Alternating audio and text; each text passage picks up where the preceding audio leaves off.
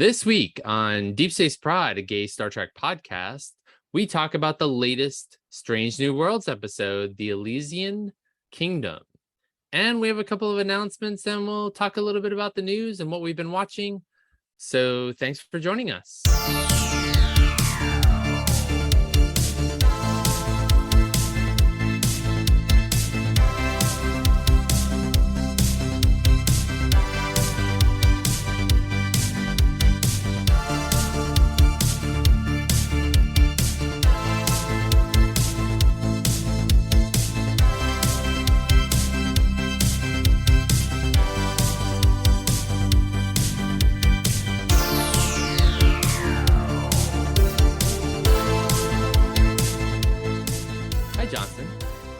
Hey, Mike. How are you today? How are you right now? Take two. I am better. Dennis is home taking care of Hamish. And yes, we will delete the previous attempt at recording this podcast. Yeah, that didn't work. Do they have like Xanax for dogs? Is that like a thing?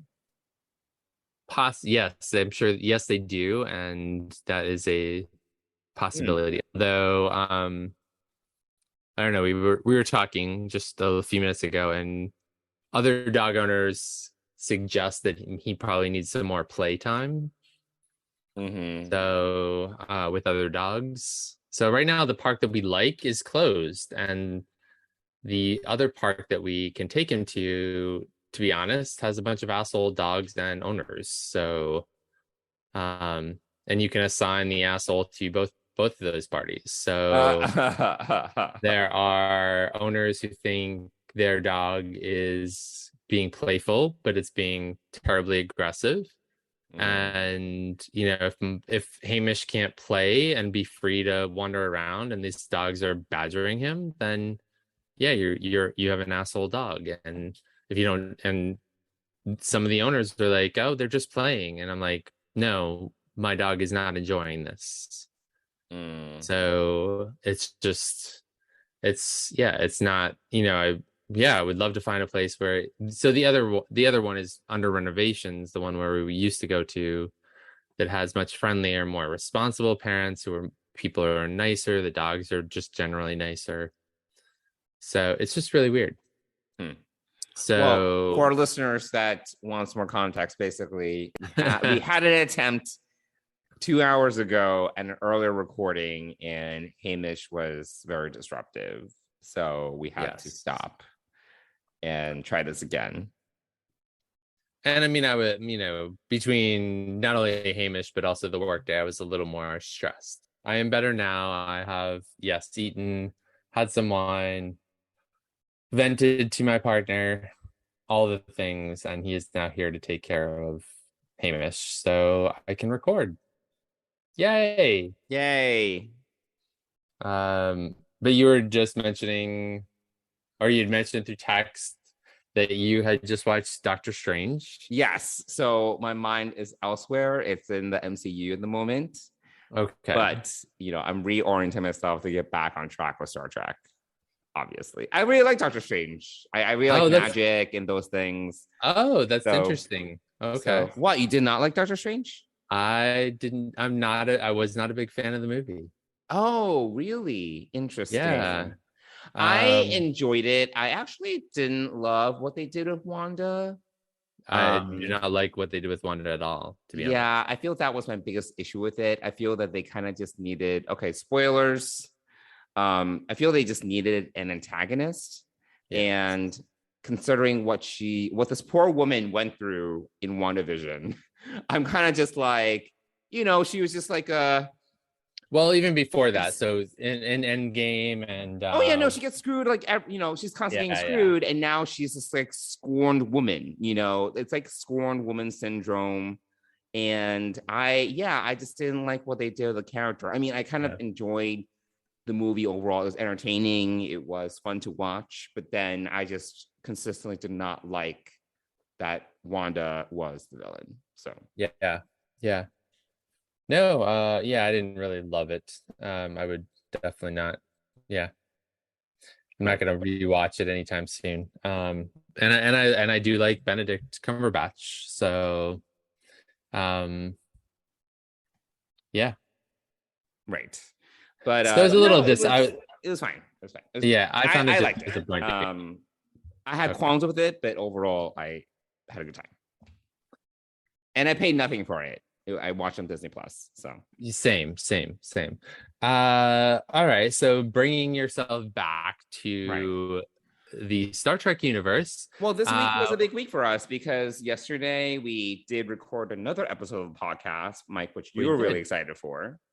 We interviewed Wil Wheaton, which was awesome. And yeah, I was super pumped about it. And it was a great time. He stayed long with us and yeah. So but I wanted to give it some more time to edit that one and make it as good as possible. So that will be out next week. Correct. We're aiming for next Thursday.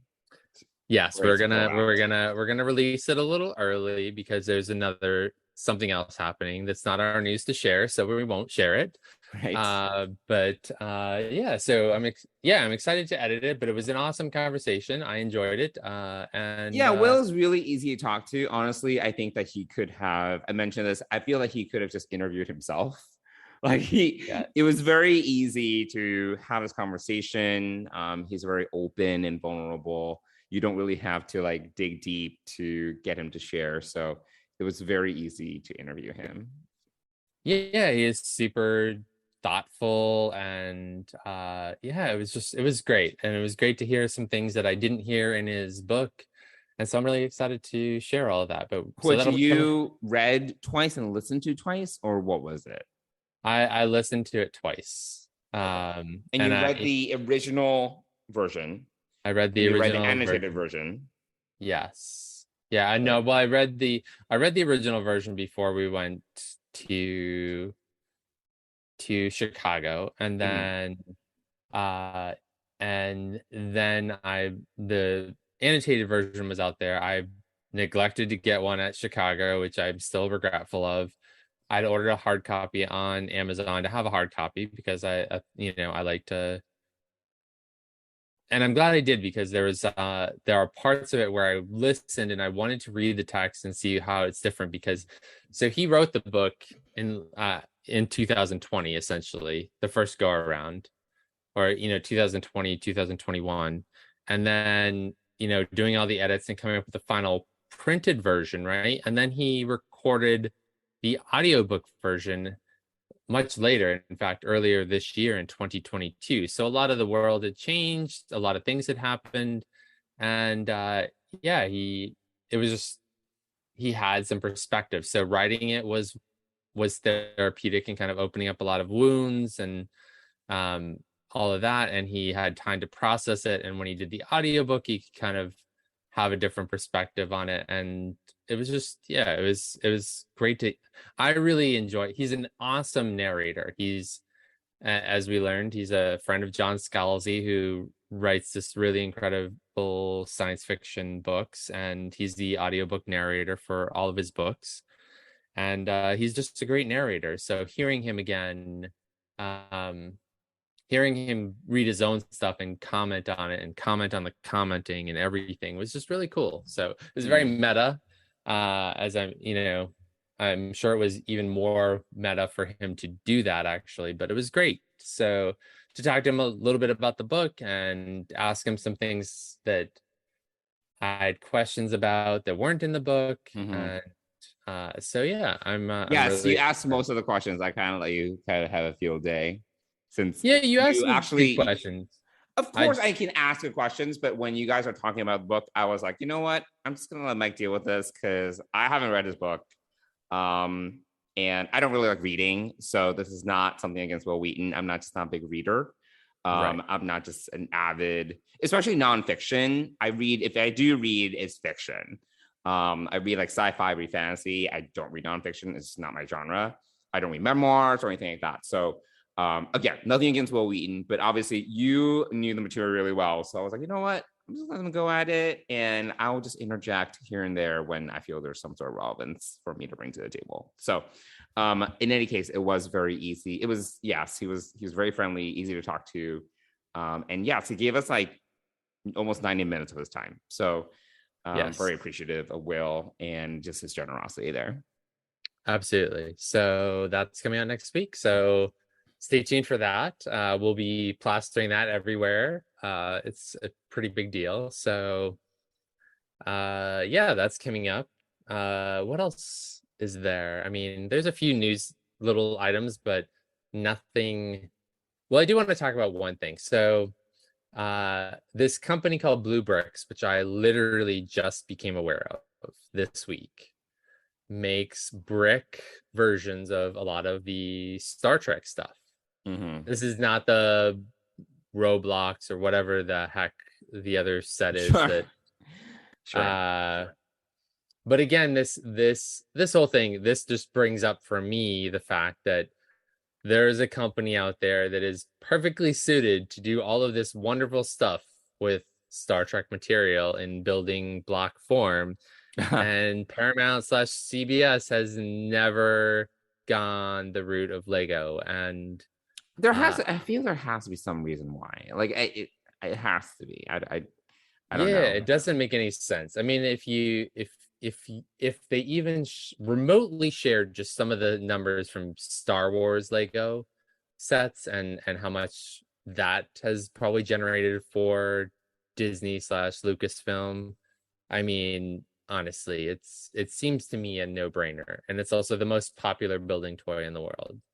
So, you know, I was surprised. I mean, I saw the news release with some of the sets. Some of them are really cool and they look great. And no offense to Blue Bricks or anything like that, but you know, it's just a reminder that, you know, sometimes it's just decisions that CBS makes is just really weird, especially around licensing. But anyway, well, I'm like reading some theories, and some people think it's because of the contract that Lego may have with Lucasfilm. But interesting. Yeah, it's hard to say. But no, I wouldn't be surprised if there was some sort of like contractual legal blockage of some sort. Interesting. That's because why wouldn't they? It doesn't really make sense. But if Lucasfilm was at the table first, I wouldn't be surprised if there was some sort of exclusivity, like clause or whatever. So yeah. Anyway, but somehow that didn't apply to like MCU or DC or any of the other IPs that Lego works with. But anyway, well, I mean, the Star Trek IP was already around at that point, and you know, I would say that they might have seen it as a direct competitor to Star Wars, to the Star Wars franchise, and Marvel was definitely not as big as they are now. So who knows? Sure. I'm just pulling things out of my ass. Well, I mean, that's good. I did not even go down that rabbit hole. So thank you for doing that. But but Blue Bricks has some pretty interesting creations. I would say that out of the ones that I saw, I thought that the Runabout was really interesting, really well done. And the other one is also Deep Space Nine was the space station was looked really good and well done. So no offense to them. I'm just a huge Lego fan. So you know, but anyway, so yeah, and literally this week was the first time I'd ever heard of this company or the fact that they had these sets. So but they released a whole bunch of new ones. So are you gonna be getting any of them? No. Okay. No plans to. No. Yeah. I'll stick with my, you know, Star Wars, and you know, I did build Optimus Prime. So that's right. How did that come together? Good. You know, I only have one small problem with it, but it's a great it's a great build. It was a lot of fun. Cool. Yeah.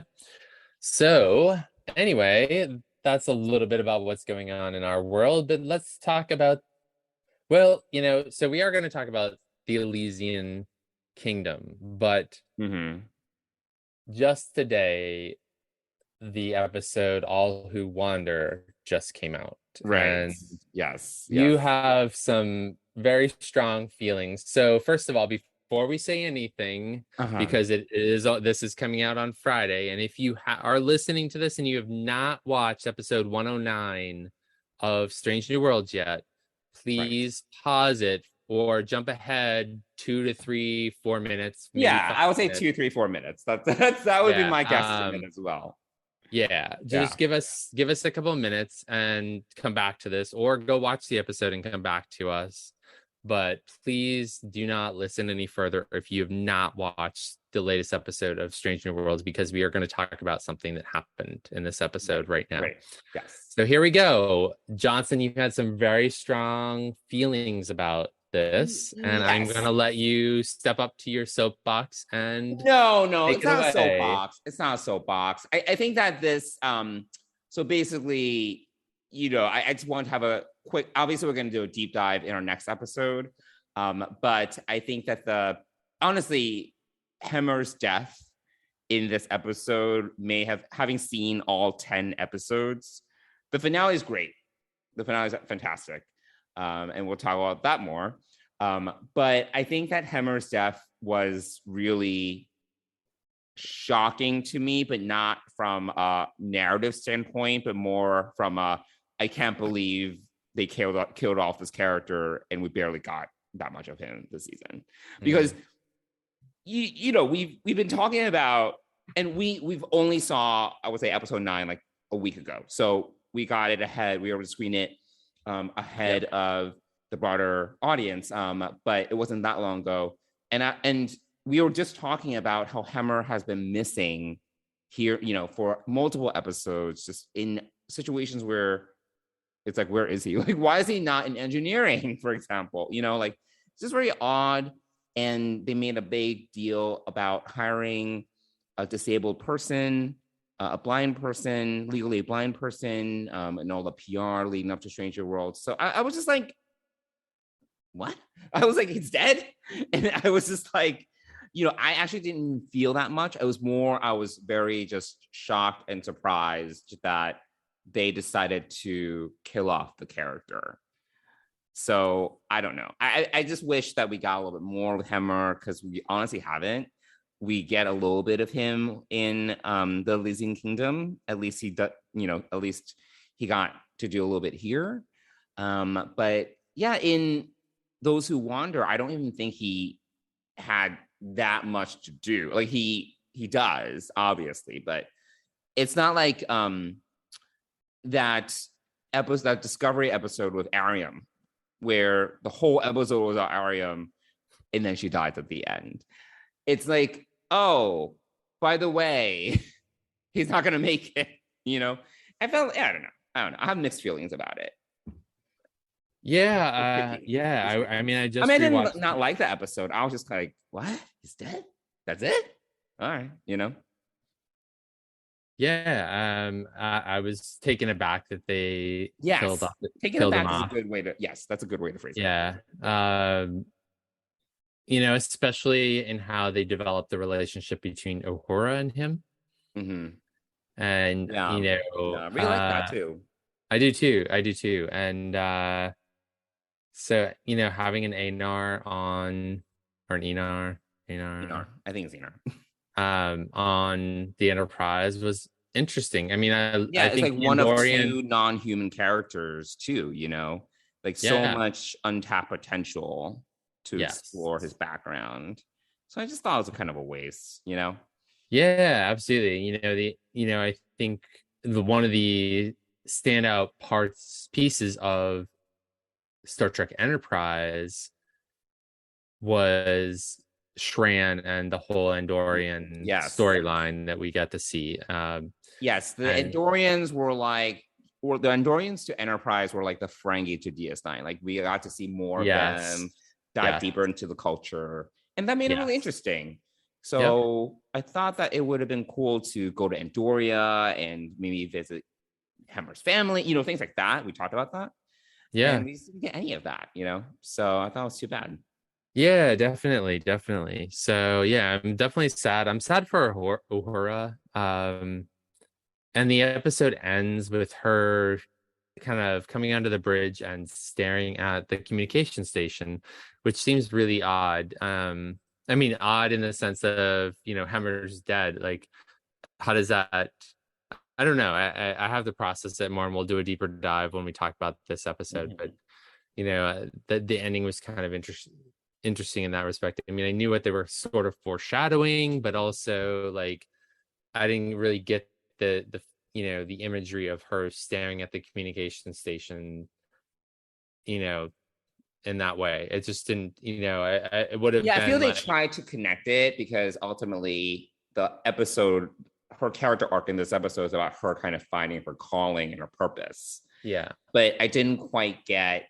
It's kind of a leap because okay, she now needs to kind of her purpose starts to crystallize, or Hemmer's death helps to crystallize it. But why communication? yeah, Why exactly. Why does be the that? communication officer? Um, Yeah, I think it would have been, it would have been even more touching, I think, if she'd gone to engineering or even the yeah, cargo, yeah. or even the cargo hold where they had initially spent their time together. Mhm. Right. So I think that would have been a little more touching in the sense of like, and then showing her coming onto the bridge and looking over at the communication station, like something to connect the dot there. But Right. anyway, we can talk more about Yeah, that we'll later. talk about it more, but obviously by the time that folks listen to this, it's it was It's a out there. big, yes, it was a big reveal. So Yes. I felt that it was worth just chatting about very quickly. Yes. Yeah, absolutely. Good point. All right. Let's move into talking about the episode we're covering this week, which is last week's episode 8, the Elysian Kingdom. You shall not touch my daughter, or I will bring the might of my kingdom down upon your heads.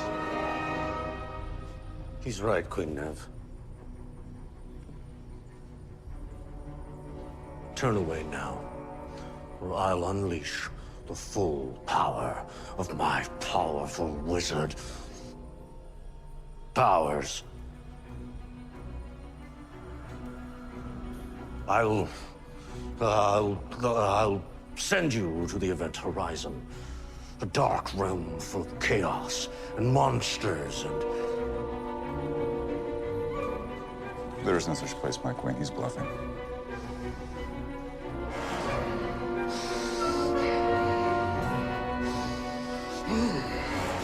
What are you doing?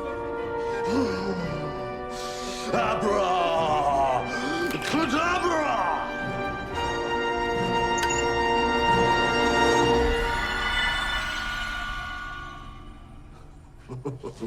Nice wizard powers. I found this in sickbay. We synced it to trigger the transporter there in Cargo Bay 12. Once again, the magic of science prevails. Too much? I know. So, Johnson, this is one of those sort of box episodes where it does wrap up sort of an ongoing, I don't want to say issue, but an ongoing storyline with Mbenga specifically. Right. And it Yeah. does sort of bring that to a close for this season, which I think is good. But what were some of your thoughts? What did you enjoy the most about this episode? Yeah, I really liked at the end of the day, I really liked how much fun the cast was having. Yes. It was just really popping off the screen how much they were relishing the opportunity to just play very different characters. Especially, just some of the, in terms of some of the main cast members, like Anson Mount, he was having a blast. Like he was having such a good time. Like there were some folks I wish, for example, Ethan Peck, I'm not sure how much he broke outside of his character playing like the wizard, or right. Yes. Yeah. Like escapes me. But it wasn't like he was playing this very drastic different character, and I feel that he could have done more with his character. Or Christine Chong, who was playing the princess. She was having such a good time. and that And was that's her dog. and that's And her that's her dog. dog. Yes. So Princess Runa or whatever, the dog. Luna The or dog's name is something. also Runa. She was just Right. having such a great time, like being silly. Like you can really tell that, you know, they were just having a fun time. I don't really know how consequential this particular episode was. And I was actually kind of surprised that we got another kind of like silly episode only a couple episodes after we got Spock and Mock, which is kind of another more lighthearted episode. Because usually I would say Star Trek, most of the time, traditional Star Trek, there's like one funny episode a season. And we're talking about one episode out of 26 episodes or something like that. Like there might be one episode where it's funny. So I was like, oh, we got 2 episodes this season that were like more comedic and lighthearted, which is proportionally speaking very high. And at the end of the day, it didn't really like necessarily like move much plot forward, and then everyone forgets everything at the end except for Dr. Mbenga, so it's not like there's a ton of character growth, but I still enjoyed it. You know, I still liked it overall, particularly because of just how much fun the cast was having. Yeah, I agree. I mean, you know, standouts for me are definitely Pike and Hemmer. Hemmer had a great time with the abracadabra piece, and that was really fun to see. And then to have, you know, episode 9 come along, it's kind of like womp womp. But you're dead. Sorry, bye. But you know, Pike had a great time. Melissa Navio had a great time. I thought she was excellent in this episode. Christine Chong did a great job playing the princess. Yes. You know, who was the other person who I thought was really good? Why can't I think of it right now? Anyway, I really enjoyed kind of like the sniveling, little whiny, subservient person played by Pike, who, you know, is normally the leader of all of these, like the people. Chamberlain or something. Yeah, he was just like he was just so salty and sarcastic and conniving, and there were so many like eye rolls. Like it's, you know, just a very different character than what we usually get when it comes to Anson Mount. Yeah, we got some representation from the L and LGBTQIA with Una and Ortegas, the woodsman, essentially. I think Una plays the woodsman, and you know, Melissa Navia, the knight, right? Yeah. Mm-hmm. So I thought that was really cool to see. Really thought, because they really hammed it up. Like, no, we know each other, you know. So I thought that was really kind of funny and a nice touch to the episode. Yeah, and then I mean, the main point of this story obviously is that it brings to closure Mbenga's and Rukia. I can't even say her name right. Rukia's story, right? So and I actually really appreciated the moment at the beginning of the show before the fantasy starts happening, when Una has a chat with Dr. Mbenga, because I've been thinking about this. I'm like, he is so distracted, like all the time. He's just like hidden away in his office. I'm like, is he doing his job? Like he's so, and justifiably he's distracted because he has his daughter and a transporter buffer. You know what I mean? I get it. But I really actually liked how Una was like, you have a responsibility as a father, but you also have a responsibility as the chief medical officer. Sorry, you know?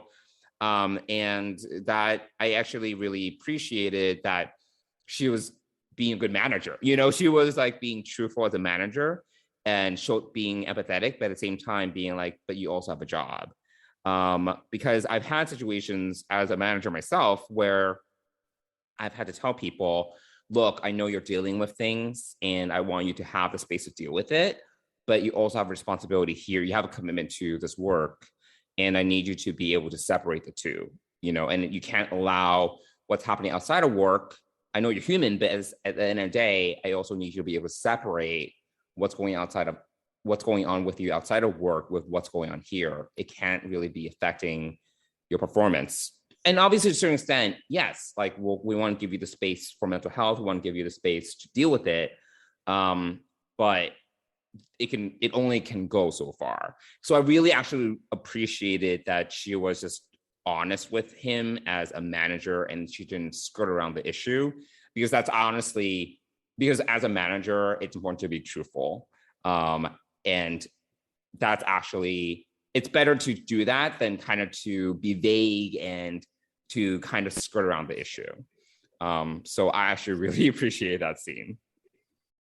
Yeah, I thought it was that was a nice scene, and it sort of bookends the episode, right? So she comes back to him after the 5.5 hours are resolved, and but again, going back to the whole point of the story is that we get closure, that the only way that Rukia can get better is for her to kind of go with this entity into this cloud thing. Right.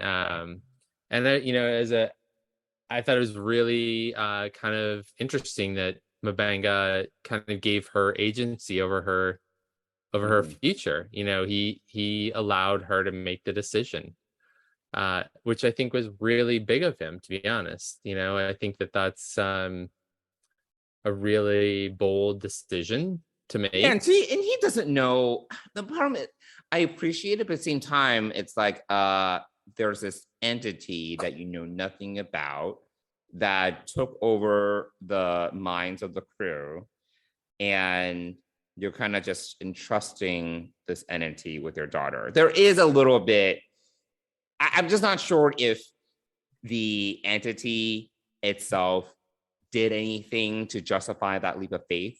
And you're also talking about giving agency to a little girl who, what was she, like 6 or 7? Like, what does she know? To be honest. And I don't know if I was Mbenga, I would necessarily have given her that choice. Because again, this energy, it's literally a nebula. Like it's a consciousness that was instantaneously born out of a nebula. Like, it's like, okay, so it was a little bit dubious, but I think the writers also knew that it was dubious and it was a total leap of faith. But I feel that they had to give us the scene where he said goodbye, and it was awkward because literally 6 seconds later, Rukia comes back as an adult and it's like, you made the right choice. And I was like, could you have given us at least like 5 minutes? Like, it was very awkward, like how quickly, because it was very whiplashy. I don't know if you felt that way. It was just like, because I actually started feeling, it's like kind of sad. And, he was doing a great job kind of portraying loss and this choice that he made. And then literally didn't even have time to process it before she came back. I feel like it would have been better if they like gave us a pause and then they were like leaving, like, and then we end the episode with Rukia coming back, like, and there's like 5 minutes later, even like 5 minutes. I'll take 5 minutes, Yeah, I mean, it almost would have been better for him to have that in sick bay, and then for Una to kind of walk in after she had disappeared. Yeah. That would have been interesting, to have him have just seen his grown daughter. Right. Yeah, it would be interesting to see him wrestle with his choice for like a few minutes at least. And for him to wonder, did I make the right choice? And for us as an audience to kind of wonder with him and then get that resolution. But I feel I don't know if they felt the pressure to be like, like along the lines of what I was thinking, like, it's too ambiguous. We need to kind of like, it needs to be wrapped up in like 50 minutes. This episode needs to be wrapped up in 50 minutes. So let's just resolve it ASAP. I don't know. Yeah, I guess the other piece of the story that sort of makes sense is the fact that the Enterprise was on its way to leave the nebula. So there wasn't, once things returned to normal, it would thinking would be that the Enterprise was going to leave, and so then her visiting wouldn't have been possible. So that's also why I think that they probably did it the way they did. But yeah, some pause, something to happen, something to happen where, you could have done something like, oh, the engines are still stalled, we need like an hour to fix it, because that was a problem, right? They couldn't leave. Yeah. So I'm sure they could have come up with some like technical issue, be like, all right, let's run some level 1 diagnostic. We need to like stay here for a second, something like that. Yeah. Exactly. Something, so I just wish we got like a moment to kind of marinate on the choice. That would have been, I think, really effective. Yeah, I agree. Yeah, I think that would have been a nice touch to the episode. But overall, I'm glad that this storyline has been brought to closure, and that we can kind of see him kind of interact more with the crew next season, hopefully. And have something else that defines him as a character. Like I'm actually very curious about it's like, what now? Like, okay, his daughter is good now, so what is his purpose other than being chief medical officer? Right? He needs something. So we'll have to wait and see what happens. But I'm happy that it was brought to closure, and I thought it was a very fun episode. I loved how everyone got into it. Even some of the secondary characters, like the lieutenant who's always at the helm with Ortegas, the Asian. Oh, yes, she was the Crimson Guard or whatever. Yeah, right? The Crimson Guard. Yeah, so I thought that was. Where has Chief Kyle been? I feel it's been a few episodes since we've seen him. Yeah, we have not seen Chief Kyle. You are right. Yes, where is Chief Kyle? Where's Chief Kyle? I'm sure he'll be back.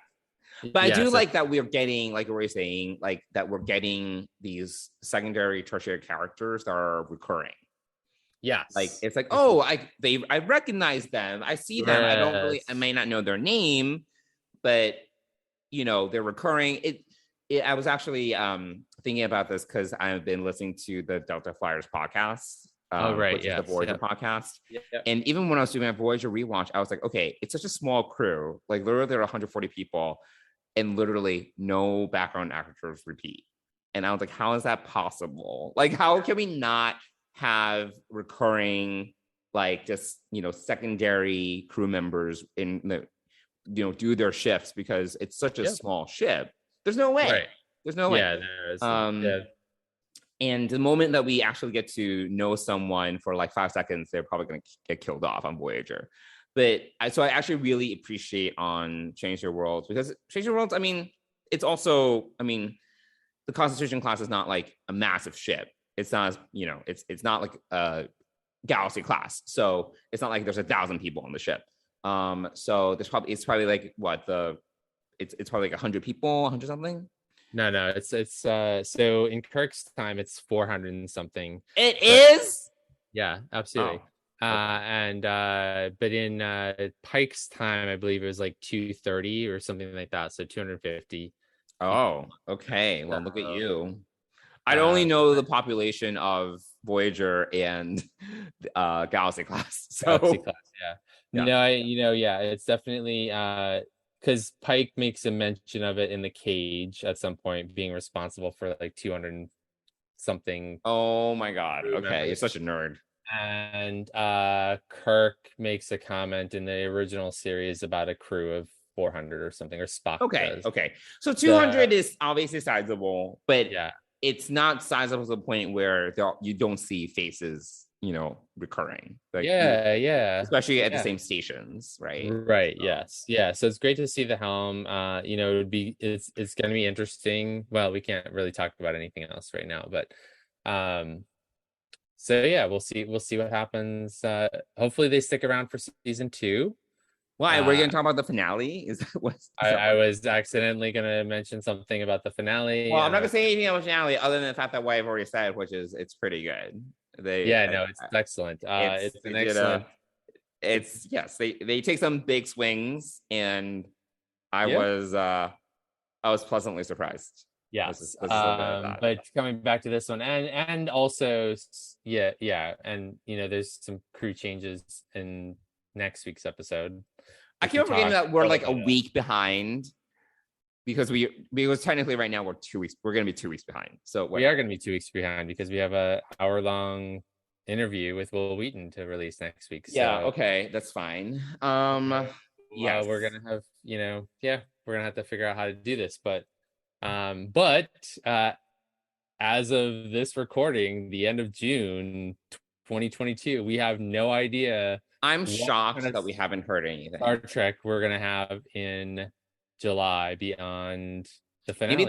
Maybe there will be a break. Maybe there. I think there's going to be a break. I think that's okay. Yeah. I mean, and July is like a month. Everyone's traveling. I mean, I'm sure they're also considering that. Just from pure not traditional rating standpoint, but in terms of just attention.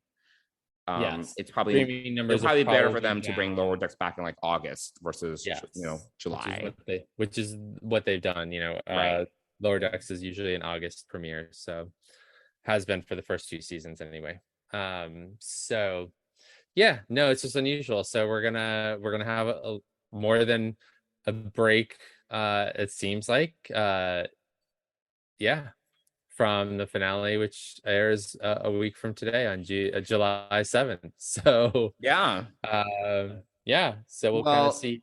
You're going to be gone for 2 weeks, and I'm going to be gone for a week. When are you and Dennis going on your Asia trip again? I have it in my calendar, but I don't know. So you're in London the week that we leave, and then we're back.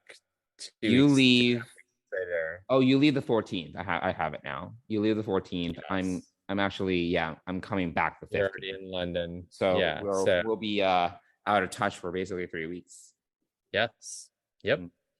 Yeah. So we're gonna do some pre-recording over the next 7 days. And wait, you're saying you don't want to record anything with a 12-hour time difference? Is this what you're saying? This is exactly what I'm saying. Yes, I will be. I will. That'd be interesting if we were to try to do that. If I was moving there or spending a few months there, yes, we'd make it work. But since I'm not, and it's a vacation, and I'm not even convinced I'm going to take my laptop with me. I don't think you should. I think you should totally unplug. Yes, I would too, except I am what am I going to do for 19 hours on a flight? Bring your iPad. Don't you? You can bring your iPad. Watch Severance. I keep on telling you, watch this fucking show, please. All right. Anyway. I started watching The Man Who Fell to Earth because you told me to. Yes, it's fine. The finale is this Sunday as well, so. I think I'll keep on watching it. I mean, I fell asleep a few times watching it, but I think I'll keep on watching. But anyway, any other final thoughts on the Elysian Kingdom? No, I don't think so. I mean, the thing is, like, since I don't know if it's worth talking through like the fantasy plot points because it's so it doesn't really matter.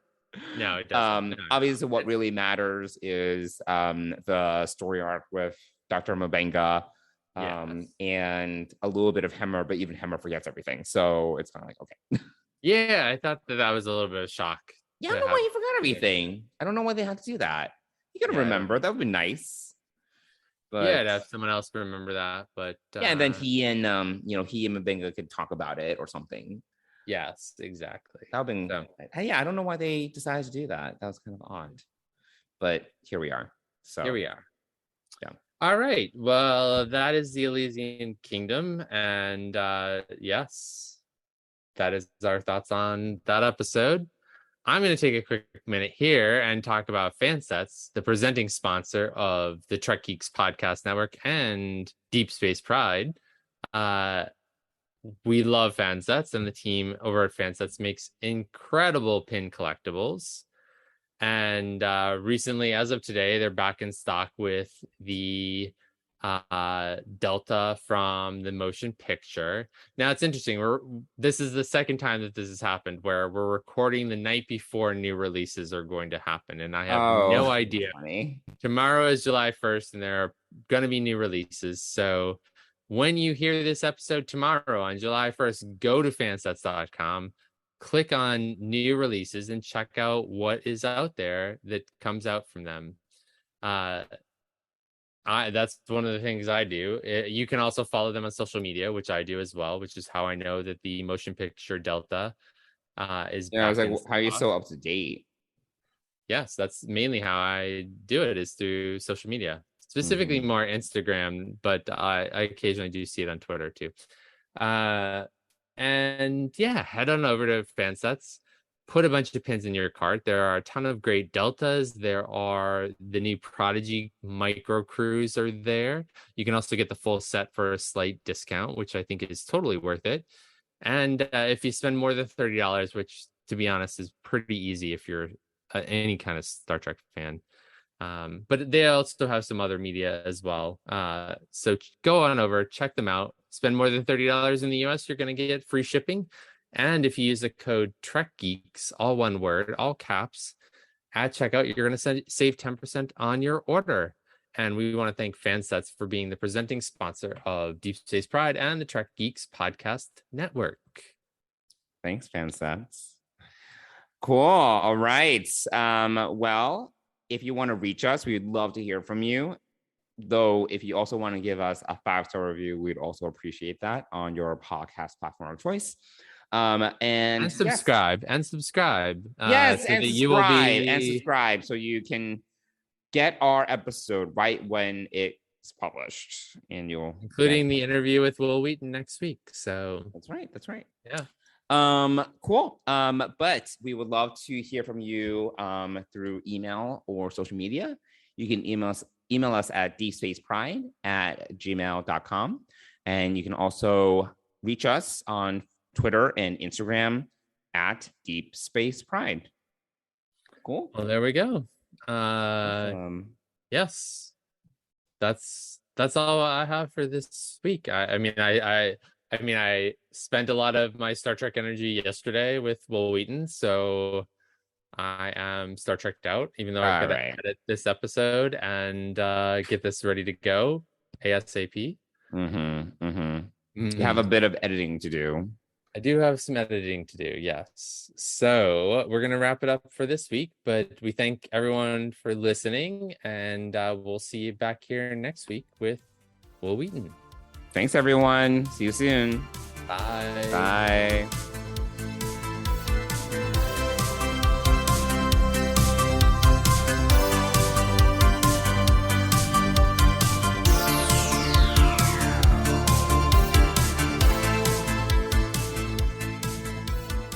Deep Space Pride is a production of Coconut Media Works. Executive producers Bill Smith and Dan Davidson. For more great Star Trek discussion, discover the other shows of the Trek Geeks podcast network at trekgeeks.com or find us in Apple Podcasts, Spotify, or your favorite podcast app.